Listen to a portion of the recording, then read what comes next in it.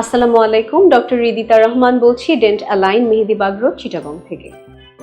আজকে আমার দীর্ঘ 9 বছরের প্র্যাকটিস লাইফে একটা খুব গুরুত্বপূর্ণ টপিক নিয়ে আমি চিন্তা করলাম আসলে আপনাদের সাথে এটা একটু আলোচনা করার ব্যাপার আছে।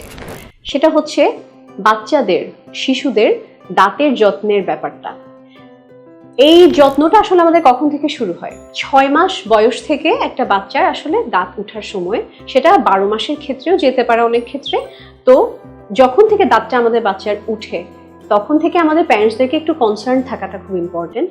এর কারণ হচ্ছে, যখন আমরা রাতের বেলা ওকে বটল ফিড করি বা মায়ের বুকের দুধ খাওয়াই, এর পরবর্তীতে আমরা দাঁতটাকে প্রপার ক্লিন না করেই বাচ্চাটাকে কিন্তু ঘুম পাড়াচ্ছি, যার কারণে দুধে থাকা যেই এলিমেন্ট ল্যাকটোজ, সেটা একটা সুগার জাতীয় উপাদান, সেটা ভেঙে বা ফার্মেন্টেড হয়ে ব্যাকটেরিয়া দ্বারা একটা অ্যাসিডিক এনভায়রনমেন্ট তৈরি হচ্ছে, যেটা আমাদের দাঁতকে ক্ষয় করে এবং এটাতে ফলশ্রুতিতে কি হয়, ক্যাভিটি বা ক্যারিজ যেটা তৈরি হয়। তো বাচ্চাদের যখন ক্যাভিটি বা ক্যারিজের দিকে রোগটা চলে যাচ্ছে, একটা ছোট বাচ্চা প্রচন্ড পেইনফুল একটা কন্ডিশন ফেস করছে, সেটা হয় 2-3 রকমের একটা কনসিকোয়েন্সের দিকে চলে যাচ্ছে। প্রথমত এটা যেতে পারে, দাঁতটা ভেঙে যেতে পারে।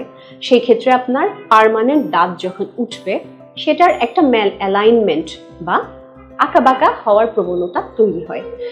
আর যদি দাঁতটা না ভাঙে, অন্য আরেকটা সিকোয়েন্সে যায়, সেক্ষেত্রে ইনফেকশন ডেভেলপ করতে পারে। ইনফেকশনটার কারণে মাড়ি ফুলে যাওয়া, অনেক বেশি পুজ পড়া, এই জিনিসগুলো ডেভেলপ হয় বাচ্চাদের ক্ষেত্রে। মোট কথা, বাচ্চাদের যখন একটা ওরাল হেলথটা প্রপার মেনটেইনড থাকছে না, বাচ্চার প্রথমত কি বন্ধ হয়ে যাচ্ছে, একটা নিউট্রিশন সাপ্লাই, যেটা খাবারের মাধ্যমে বাচ্চাটা চিবিয়ে খেত, সেটাই আসলে আমাদের বন্ধ হয়ে যায়। নিউট্রিশন সাপ্লাইটা তখন একটা বাচ্চার গ্রোথ এজে যদি বন্ধ হয়ে যায়, ওভারঅল ওর হেলথের উপরে এই এফেক্টটা পড়ে। কারণ ওই সময়টায় ওর বোন ডেভেলপমেন্ট, ওর ওভারঅল হেলথের ডেভেলপমেন্টটা, ব্রেন ডেভেলপমেন্ট নির্ভর করে, এবং সেটা খাওয়া থেকে যে নিউট্রিশনটা আমরা পাই, সেটার উপরেই অনেক বেশি ডিপেন্ড করে। তো আমাদের প্যারেন্টসদের উচিত ছোটবেলা থেকে আসলে বাচ্চাদের এই হাইজিনটার উপরে একটু জোর দেয়া।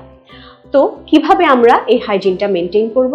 ছোট বয়সে যখন বাচ্চাটা দুধ খাচ্ছে, এরপরে একটা নরম সুতি কাপড় ভিজিয়ে আপনি দাঁতটা এবং মুখ গহ্বরটা একটু পরিষ্কার করে নেবেন। দ্বিতীয়ত, যখন বাচ্চাটা আস্তে বুঝতে শিখলো, তখন ওর সাথে প্যারেন্টসরা দাঁত ব্রাশ করতে পারেন, দেখিয়ে, যাতে ও আপনার কাছ থেকে এই অভ্যাসটা অ্যাডাপ্ট করে নিতে পারে। এরপর ও যখন শিখে যেতে পারবে, ওর হাতে ব্রাশের প্র্যাকটিসটা আপনারা নিয়ে আসতে পারেন। মোট কথা, আমাদের সকালে রাতে 2 বার ব্রাশের প্র্যাকটিসটা সেই ছোট বয়স থেকেই নিয়ে আসতে হবে। এরপরে অনেক সময় প্যারেন্টসরা একটা কমপ্লেইন করে, 2 বেলা ব্রাশের পরেও কেন ক্যারিজ ডেভেলপ করছে। এর কারণ হচ্ছে, সেই রাতে দুধ খাওয়ানোর পরে আমরা আপনার প্রপারলি কুলি করার অভ্যাসটা করাচ্ছি না, সেটা আপনার প্র্যাকটিসে নিয়ে আসতে হবে। এবং সারাদিন প্রত্যেকটা খাবার বাচ্চারা খাওয়ার পর, স্টিকি ফুডগুলো খাওয়ার পর অবশ্যই তাকে কুলির প্র্যাকটিসটা নিয়ে আসতে হবে। এভাবে যদি একটা বাচ্চাকে ছোটবেলা থেকে আপনি মেনটেন করে নিয়ে আসতে পারেন, ওরাল ক্যাভিটির হেলথটা অবশ্যই ভালো থাকবে এবং আমাদের বাচ্চারা কষ্ট থেকে মুক্তি পাবে ইনশাআল্লাহ। আজকে এতটুকুই। আমরা আরেকটা টপিকে অন্যদিন আলোচনা করব। আল্লাহ হাফেজ।